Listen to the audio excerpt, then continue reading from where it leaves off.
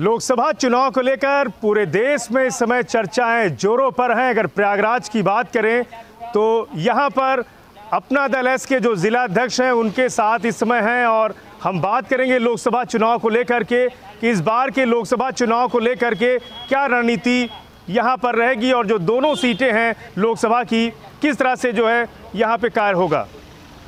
जी भाई साहब, क्या नाम है आपका? भानु प्रताप पटेल, जिला अध्यक्ष प्रयागराज गंगा पार अपना दल एस। जी जी, किस तरह की रणनीति इस बार देखने को मिलेगी?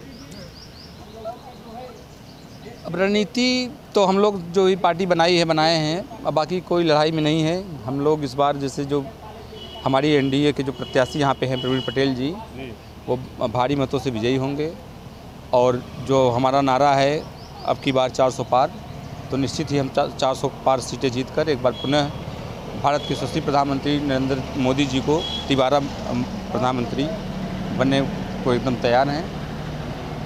और फूलपुर जो लोकसभा है यहाँ पर पल्लवी पटेल बता रहे हैं कि जो इनका गठबंधन था समाजवादी पार्टी से, इंडिया गठबंधन से टूट गया है, ये टिकट भी मांग रही थी। तो ऐसे में सुनने में आ रहा है कि फूलपुर से चुनाव में मैदान में होंगी, तो कितना नुकसान होगा आप लोगों को? पटेल बिरादरी से जुड़ी हैं। बिल्कुल, ये लोकतंत्र है, सबको अधिकार है चुनाव लड़ने का। अब उनकी पार्टी की जो भी मंशा हो, उनका जो विचार हो, बाकी कोई लड़ाई में नहीं है।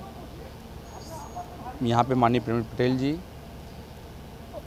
भारी मतों से विजयी हो रहे हैं। बाकी उनका जो विचार हो अपना करें, उससे कोई मतलब जरा कोई इसमें 400 पार का जो नारा दे रहे हैं मोदी जी, पीएम मोदी, कितना सार्थक करेंगे आप लोग? सार्थक क्या पूरी तरीके दिख रहा है। मैं धन्यवाद देना चाहूँगा आपके श्रेष्ठ न्यूज़ यूपी को। आप सब लगातार पब्लिक के बीच में बने हैं, आप सब खुद रुझान समझ रहे होंगे। और सार्थक नहीं, एकदम अटल सत्य है कि इस बार अब की बार 400 पार का जो नारा है वो सही होगा और माननीय प्रधानमंत्री जी तिबारा, देश के यशस्वी प्रधानमंत्री जी तिबारा प्रधानमंत्री। इंडिया गठबंधन कह रहा है कि राष्ट्रवाद नहीं चलेगा, पाकिस्तान को घर में घुस के मारने की बात हो रही है। और अयोध्या मंदिर का निर्माण हुआ, काशी में उद्धार हुआ, अब मथुरा की बारी। कह रहे हैं कि नौजवान बेरोजगार है, सड़कों पे प्रदर्शन कर रहे हैं, पेपर लीक हो रहा है। इन मुद्दों पे अब की इनको जो है युवा वोट नहीं देंगे। बिल्कुल, उनके पास कोई मुद्दा नहीं है, ना तो कोई प्रत्याशी हैं। अब ऐसे अपने विपक्ष में हैं, कुछ तो उनको बने रहने के लिए कुछ न कुछ मुद्दा बनाना पड़ेगा। बाकी एकदम निराधार मुद्दे उनके हैं। और अभी आप देख रहे होंगे हर जगह वो प्रत्याशी, लगातार प्रत्याशी बदल रहे हैं। वो खुद ही नहीं स्थिर हैं, एकदम घबराए बौखलाए हुए हैं और कोई मुद्दा नहीं है। बस एक मुद्दा है कि भारत को एकदम देश का सबसे शक्तिशाली देश बनाने का, सबसे विकसित देश बनाने का जो लक्ष्य है माननीय मोदी जी के नेतृत्व में। हम सब तो घटक दल के, उनके सहयोगी दल के रूप में हैं। हमारी पार्टी अपना दल एस है, हमारी राष्ट्रीय अध्यक्ष माननीय बहन पटेल जी हैं। हम सब भी लगातार एनडीए के प्रत्याशियों को जिताने के लिए पार्टी का निर्देश है, लगातार हम सब दिन रात मेहनत कर रहे हैं। बस सामाजिक न्याय और विकास की लड़ाई डॉक्टर सोनेलाल पटेल जी ने इस पार्टी का गठन किया था। ऐसे में पीडीएम और पीडीए, अखिलेश यादव जी पीडीए बना करके कह रहे हैं कि पिछड़ा, दलित और मुस्लिम समाज जो हमारे साथ में, ओवैसी के साथ मिलके पल्लवी पटेल जी दावेदारी कर रही हैं कि हमारे समाज और पिछड़े लोग हमारे साथ में हैं। सिर्फ जो है अपना दल एस और जो बीजेपी से इनका गठबंधन है, सिर्फ दिखावा है, छलावा है, जनता इन्हें नकारेगी नहीं। जनता हम सबके साथ में है। अभी उनका गठबंधन जैसे होता है, टूटता है और प्रत्याशी को लेके उपापोह मचा हुआ है और बाकी उनका ये सब जुमला है, कुछ नहीं होने वाला है। इस बार पुनः फिर हम सब सरकार बनाने जा रहे हैं और भारी मतों के साथ यहाँ पे प्रवीण पटेल जीत रहे हैं। बाकी 400 पार हम लोग सीटें जीत रहे हैं। फूलपुर का इतिहास रहा है, अतीक अहमद भी यहाँ से चुनाव लड़े माफिया थे, पंडित जवाहरलाल नेहरू प्रथम प्रधानमंत्री यहीं से थे। तो ऐसे में लोग कह रहे हैं कि जनता जो है इस बार जो है इनका समर्थन नहीं करने जा रही। लोग कह रहे हैं कि महंगाई मेन मुद्दा रहेगा। महंगाई का मुद्दा मान रहे हैं? नहीं, ऐसे कोई बात नहीं है। महंगाई मतलब जो कुछ भी है और उसको लगातार नियंत्रित करने का प्रयास भी सरकार कर रही है। और महंगाई से ज़्यादा जो कुछ महंगाई है उस पर लगातार सरकार काम कर रही है कि महंगाई किसी तरीके कम किया जाए। और ये कोई मुद्दा नहीं है। वोटर यहाँ पे वोटर सोए हुए वोटर रहते हैं, तो कैसे जगाने का काम करेंगे आप लोग? वोटिंग परसेंटेज प्रयागराज का सदैव कम रहा है, क्या मान रहे हैं किस तरह से वोटर मतदान स्थलों पे पहुँचेंगे इस बार? हाँ, इसके लिए तो हमारे बूथ के जो कार्यकर्ता हैं वो लोगों को चुनाव देने के लिए, हालांकि चुनाव आयोग भी अपना अभियान चला रहा है और हमारे कार्यकर्ता भी बूथ पर डट के ज़्यादा से ज़्यादा मतदान कराने के लिए लोगों को मतदान करने के लिए प्रेरित कर रहे हैं।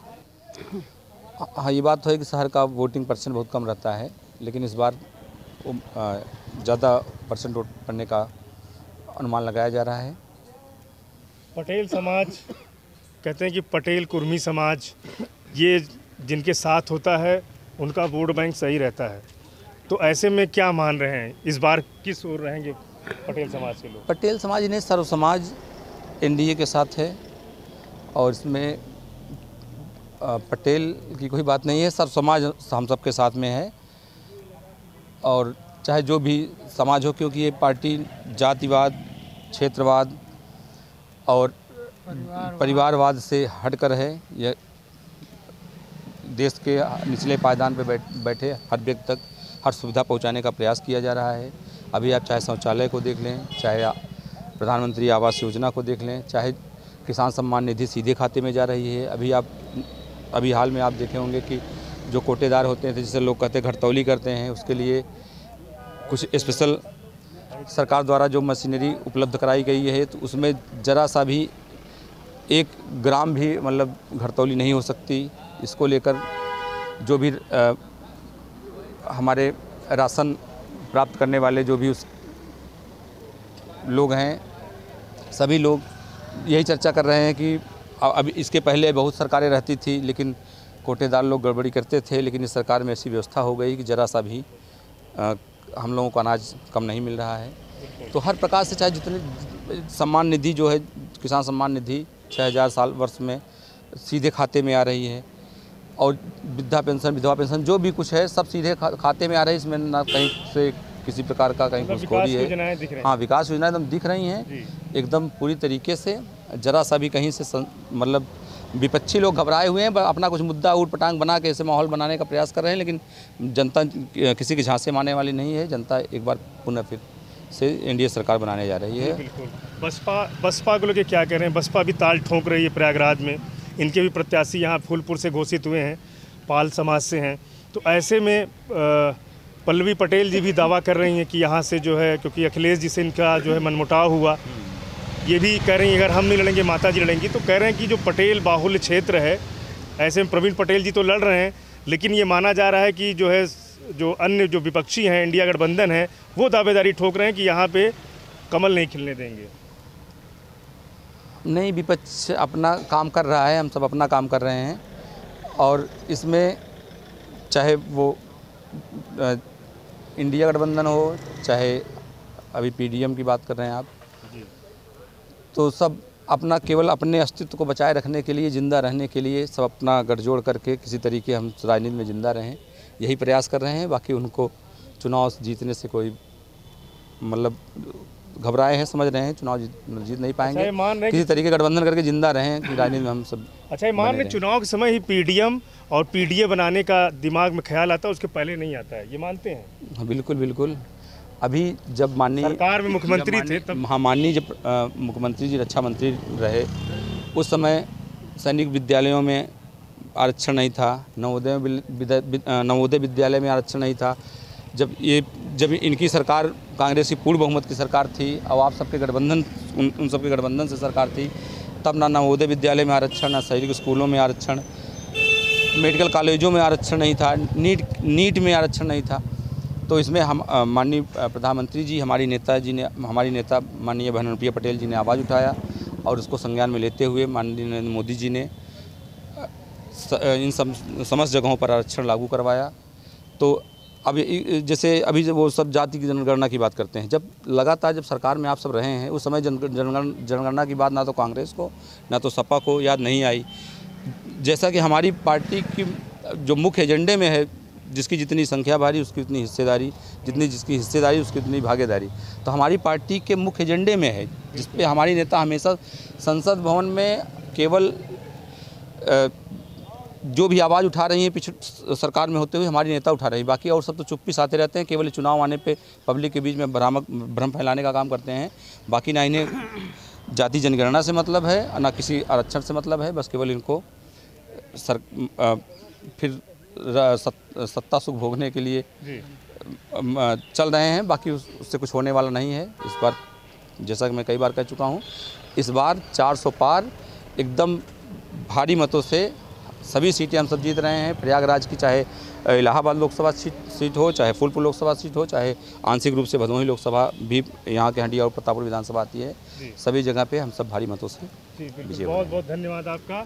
ये हमारे साथ जिला अध्यक्ष जी हैं अपना दल एस के, और इन्होंने खुलासा किया कि किस तरह से जो बहन अनुप्रिया पटेल जी हैं, इनकी राष्ट्रीय अध्यक्ष हैं, और वो कार्यकर्ताओं के अंदर जोश पैदा करती हैं, और उनका ये मानना है कि यहाँ पे इनके प्रत्याशी तो नहीं हैं लेकिन गठबंधन में शामिल हैं। ऐसे में फूलपुर संसदीय क्षेत्र और इलाहाबाद संसदीय क्षेत्र, ये जो दोनों महत्वपूर्ण सीटें हैं, और फूलपुर सीट जो पंडित जवाहरलाल नेहरू यहाँ पे जो प्रथम प्रधानमंत्री थे इस सीट से थे, अतीक अहमद जैसे माफिया भी सीट पर रहे हैं, तो कहीं ना कहीं ये दोनों सीटों का वर्चस्व रहा है। और अमिताभ बच्चन जो बॉलीवुड के जो स्टार थे वो भी यहाँ से चुनाव लड़े, उन्होंने जो है हेमवती नंदन बहुगुणा जी को हराया था, और डॉक्टर मुरली मनोहर जोशी को भी, जो उज्जवल रमण के पिता थे, उन्होंने भी हराने का काम किया था। तो जनता यहाँ की जनार्दन है, और जनता ये तय करेगी छठे चरण के चुनाव में कि किस पार्टी को यहाँ से बहुमत मिलता है, और 4 जून को ये पता चलेगा कि किसकी सरकार बनने जा रही है। प्रयागराज से पवन देव।